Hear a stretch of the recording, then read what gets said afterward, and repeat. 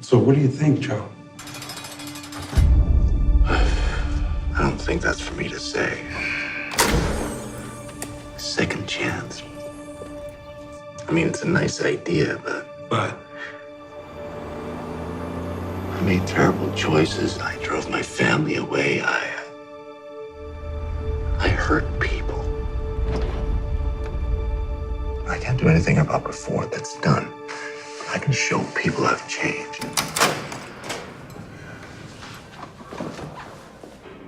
Would you like to take communion before you go? Oh, no, I'm good.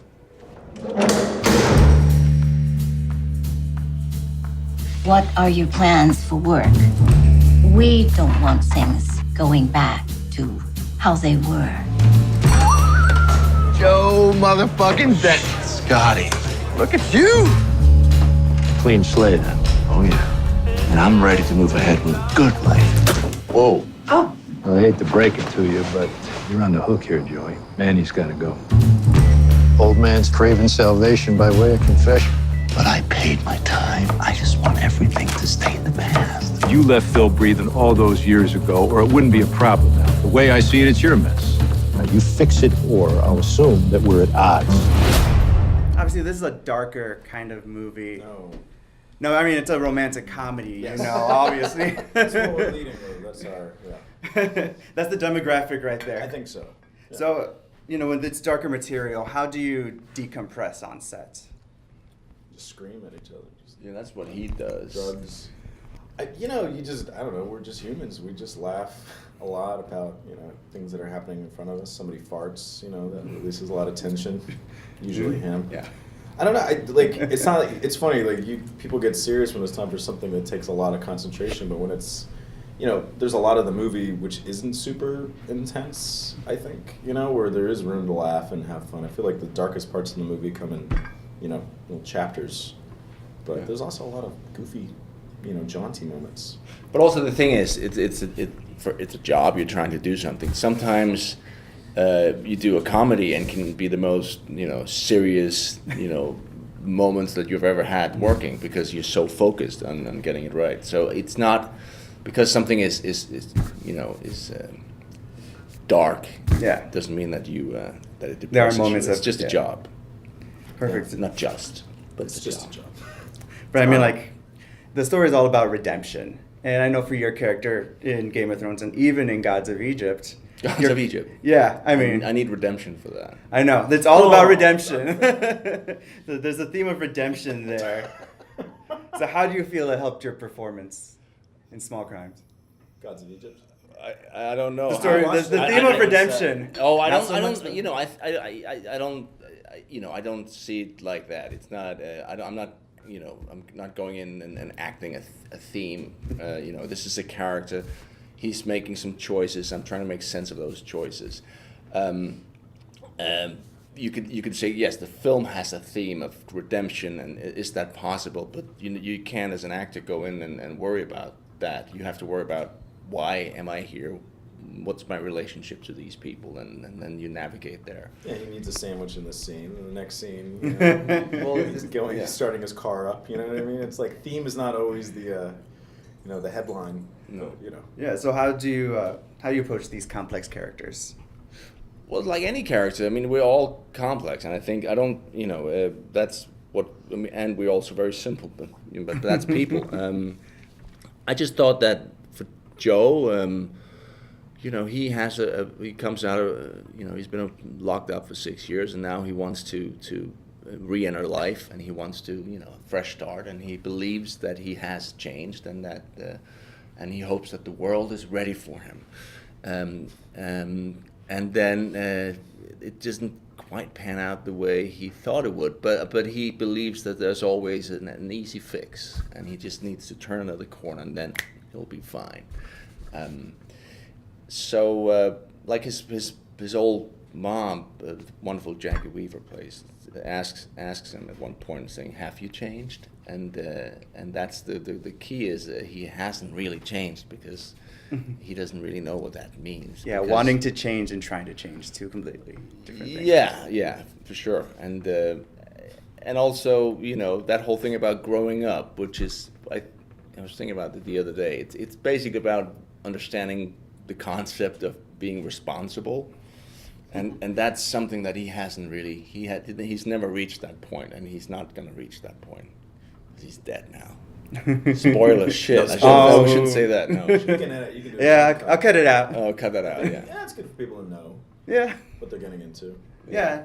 Not expecting like bunnies and a musical number at the very end. But the thing is, but what I loved about it was like I think it's very funny. I think people are Director's so. cut. No, but I think we're very funny. I mean, that we get caught up in our own worlds, and everything is so important. And like, you know, for us sometimes, you know, we do a movie, and you know, you can get it's so passionate, and this is the most important thing in the world. And why don't the producer or why don't they understand how important it is that we get this crane shot? Yeah. Which is ridiculous, of course, because nothing's that important. But that's what makes comedy, because for him, of course, it's life. Well, I guess it is life and death. But Yeah. More spoilers? no, but yeah, I find it's a very dark story, but it's a dark. I think it's a dark comedy Yeah. more than anything. So your wheelhouse is horror, kind of. Sort of. I mean, there's enjoy elements. horror, but- Yeah, there's elements of that in Small Crime. So was it easier to make or more of a challenge?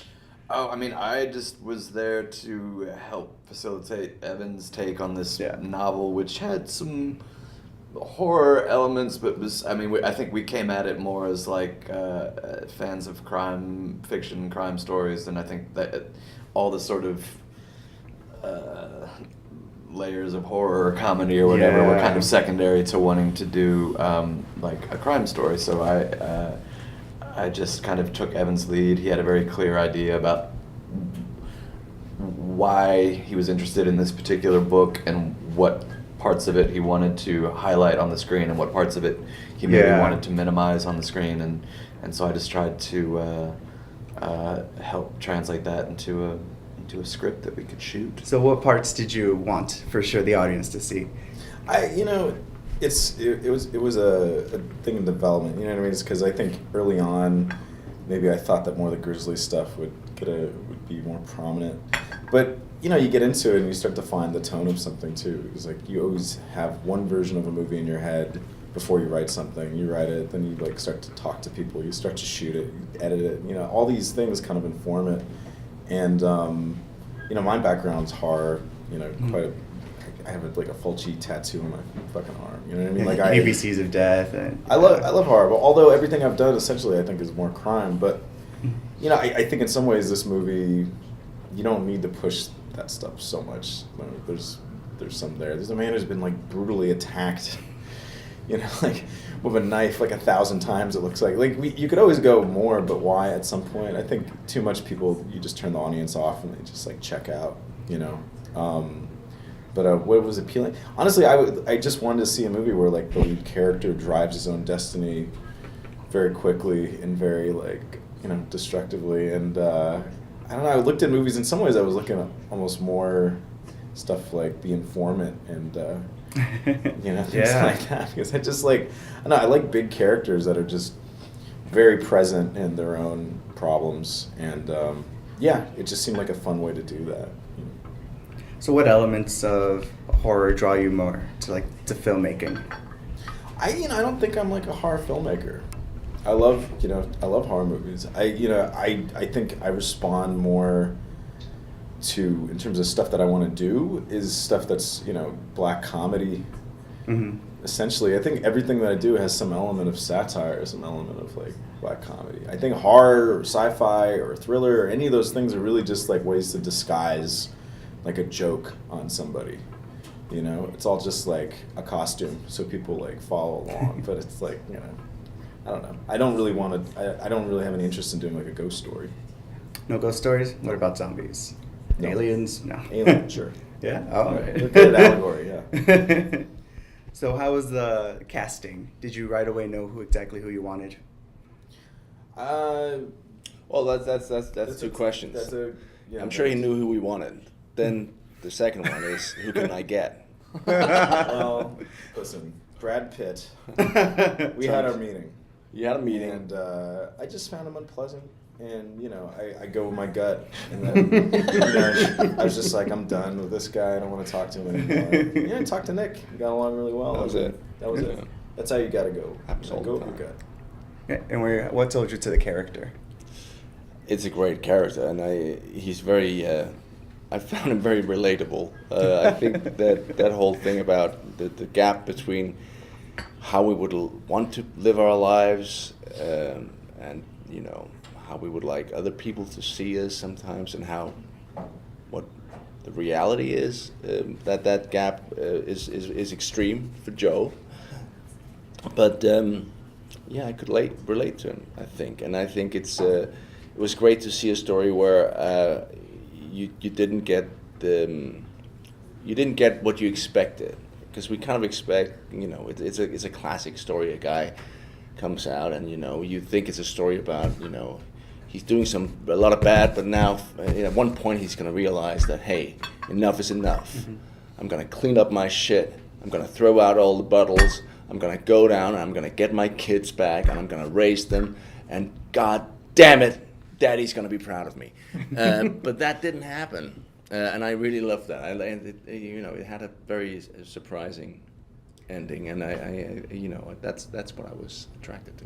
Yeah, I appreciate those more unforeseen endings. When you can predict an ending, you're almost dreading to get to it because you hope it doesn't happen that way. Yeah, and that's distracting. Yeah, it's distracting because then you wait the entire movie. It's like, is it getting there? Is it getting there? Oh, it just got there.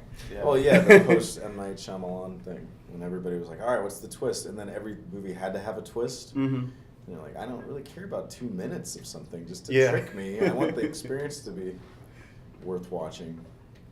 Yeah, you shouldn't think too much about that thing. You should just be in the moment. So same for your character. What drew you to this character? He wrote it. I wrote You just thought the writing was so good. Yeah. And you're like, wow, the writing here. So all the As characters. he was writing it, he was in the first one, he was going to play all the characters, and that's why I think That would was have very actually clever. been- You stepped in and you said enough. Yeah. I don't know. I would have actually liked to see that. Yeah, well, see, With digital technology these days, it would have been totally. It would have been possible. It would have So absolutely easy. been possible. It would have been better. We even had the Forgive me, marketing it would have figured out.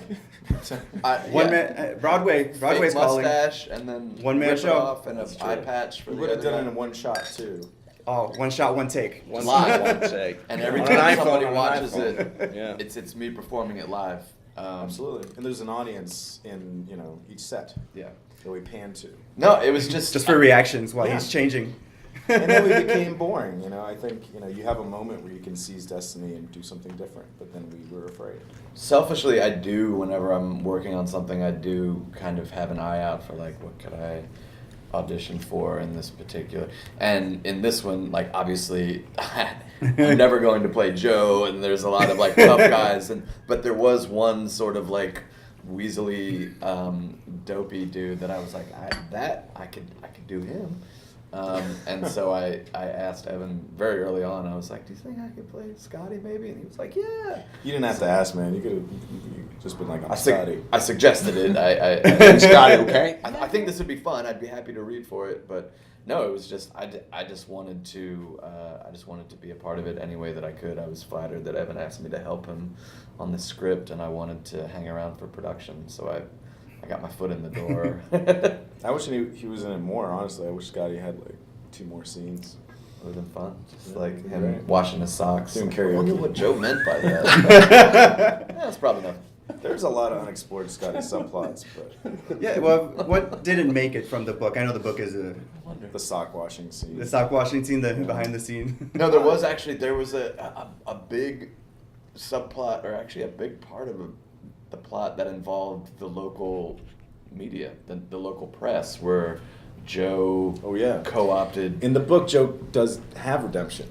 Well, he In a way. he kind of, I forget how it plays out exactly, but he co-ops Yeah. a reporter and their camera crew, and uses them to expose the sort of Underground drug ring. juniors Yeah. drug empire, and it's crazy and berserk in the book, but I think we just tried to make it more of a propulsive, just Joe going straight into flames To hell, as yeah. rapidly as possible. Yeah, in the book, he cleans up the town at the end. And, and then he still does something bad, I think, and gets killed. But, Yeah, gonna have to jump cut again. Yeah. But yeah, it was more interesting to just, not more interesting than the book. Sorry, Dave. It just felt interesting to us to kind of just have him be bad and badder and badder and badder. And maybe you get like one moment where you're kind of like, okay, like he didn't shoot this sleeping defenseless guy in the head. Obviously, this is now the fork in the road. And how quickly we deviate from that. Maybe like 3 minutes later, we're like, nope, no, he's covered back. Or he thinks that, I think the biggest gag for me was that, like, you know, he thinks that his big redemptive move His blackmail. is blackmail versus murder. Yeah. And like that's, but I think That's some a people in good the step, audience might you even know? go like, some people probably like, he's trying. Well, Yeah. he is. Yeah. It's- It is an effort. Points for Sort of trying. an effort. He gives a go at it. Yeah. No one gets hurt. Nobody gets hurt. Well, It's actually, clean. You're probably gonna destroy this guy's 12 life, people but- get again. Absolutely. Nobody gets hurt. It's clean. Yeah. All right, so the dynamic seems great. Are you guys going to film me too. something together again? Well, I would love to work with both. That would of be them again, amazing. if they allow Yes. me to. Yeah. Yeah. Any future projects in mind? No, but, no, Well, they're so busy these We were guys. talking about the afterlife of Joe and doing something that takes place in the next Yeah. dimension where we follow Joe's Yeah. soul, spirit, and Just find out what he astral does. form or something. Right. Yeah. Yeah. wanna No, tell no, that he story. the whole point. He doesn't. He's exactly the same. Yeah. He's Maybe like a quantum leap kind of thing. I'd love to do a sci-fi remake of it where it's still the same characters, but now there's a sci-fi element. That Just would be like awesome. see what happens. Interdimensional travel. Yeah. All right, Jump on a gentlemen. spaceship. Thank you so much for Thank joining you us. very much. Thanks, man. Appreciate it. That prosecutor is gonna give me the death penalty. Back then, was there ever any talk about what happened maybe wasn't an accident?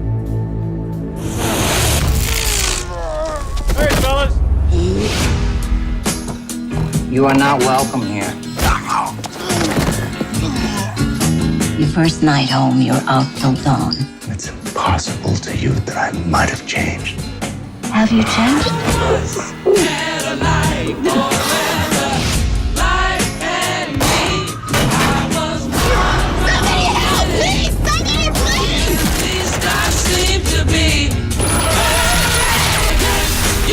We're not defined by our past.